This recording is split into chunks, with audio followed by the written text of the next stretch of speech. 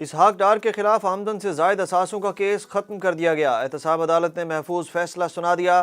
احتساب عدالت میں وزیر خزانہ اسحاق ڈار کے خلاف آمدن سے زائد اثاثوں کے ریفرنس کی سماعت ہوئی۔ اسحاق ڈار کی بریت کی درخواست پر وکیل قاضی مصباح نے دلائل مکمل کیے۔ احتساب عدالت کے جج محمد بشیر نے دلائل سننے کے بعد محفوظ فیصلہ سنایا۔ احتساب عدالت کے جج محمد بشیر نے کیس بند کر دیا۔ عدالت نے کہا کہ نیب کی نئی ترمیم کے بعد یہ کیس احتساب عدالت کے دائرہ اختیار میں نہیں۔ توشہ خانہ ریفرنس میں سابق وزیر اعظم عمران خان کے خلاف فوجداری کارروائی کے کیس کی سماعت 8 دسمبر تک ملتوی کر دی گئی۔ عمران خان کے خلاف توشہ خانہ کیس میں کرپٹ پریکٹس کا ٹرائل شروع ہو گیا۔ ایڈیشنل سیشن جج اسلام آباد ظفر اقبال نے کیس کی سماعت کی۔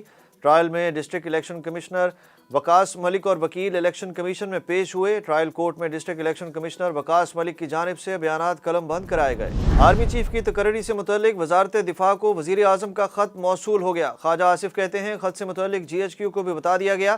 وزیر دفاع نے واضح کر دیا کہ آرمی چیف کی تقرری سے متعلق کسی کو کوئی شبہ نہیں ہونا چاہیے۔ اسلام آباد اور پنڈی ایک پیج پر ہیں اور وہ آئین اور قانون کا پیج ہے۔ قومی اسمبلی میں خطاب کرتے ہوئے خواجہ آصف کا کہنا تھا کہ ان اداروں نے 4 سال عمران خان کو سپورٹ کیا ہے۔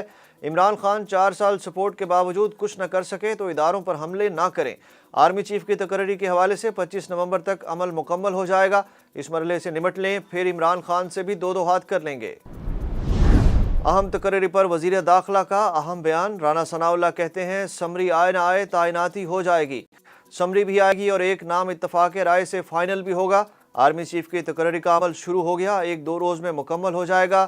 نہیں سمجھتا سمری نہ آنے کی کوئی وجہ ہوگی۔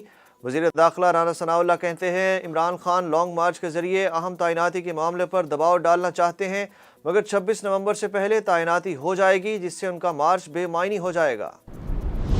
اہم تعیناتی کے فیصلے کے بعد وزیر اعظم ترکیہ کا دورہ کریں گے۔ سرکاری ذرائع کے مطابق وزیر اعظم شہباز شریف 3 روزہ دورے پر ترکیہ جائیں گے۔ سرکاری دورے کا آغاز 24 نومبر سے ہوگا۔ وزیر اعظم دورے کے دوران ترک قیادت سے ملاقاتیں کریں گے۔ ترک قیادت سے ملاقاتوں میں 2 طرفہ تجارتی امور پر بھی تبادلہ خیال ہوگا۔ وزیر اعظم پاک ترک تعاون سے تیار بحری جہاز سمندر میں اتارنے کی تقریب میں بھی شرکت کریں گے۔ تحریک انصاف نے اسلام آباد میں جلسے اور دھرنے کی اجازت سے متعلق درخواست واپس لے لی۔ پی ٹی آئی کی اسلام آباد میں جلسے اور دھرنے کی اجازت سے متعلق درخواست کی اسلام آباد ہائی کورٹ میں سماعت ہوئی۔ تحریک انصاف کے متوقع دھرنے کے خلاف تاجروں کی درخواست پر سماعت کرتے ہوئے اسلام آباد ہائی کورٹ کے چیف جسٹس عامر فاروق نے ریمارکس دیے کہ ریاست کے سامنے کوئی کھڑا نہیں ہو سکتا۔ اسلام آباد ہائی کورٹ نے پی ٹی آئی کی طرف سے درخواست واپس لیے جانے پر تاجروں کی درخواست نمٹا دی۔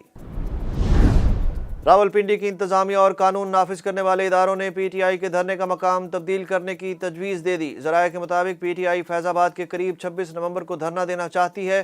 راولپنڈی کی انتظامیہ اور قانون نافذ کرنے والے اداروں نے پی ٹی آئی کے دھرنے کا مقام علامہ اقبال پارک تک لانے کی تجویز دے دی۔ پی ٹی آئی راولپنڈی کے قائدین نے جگہ کی تبدیلی پر مشاورت کے لیے مزید وقت مانگ لیا۔ دھرنے کے باعث حساس عمارتوں کی سیکیورٹی اور پاکستان انگلینڈ کرکٹ سیریز متاثر ہونے کا خدشہ ہے۔ انسداد دہشت گردی عدالت اسلام آباد میں دفعہ 144 کی خلاف ورزی اور کار سرکار میں مداخلت کا کیس کی سماعت۔ پی ٹی آئی رہنما اسد عمر، علی نواز اوان سمیت 6 ملزمان کی ضمانت منظور کر لی گئی۔ فیصل جاوید، خرم نواز، عامر کیانی کی ضمانت کی درخواست پر فیصلہ کل سنایا جائے گا۔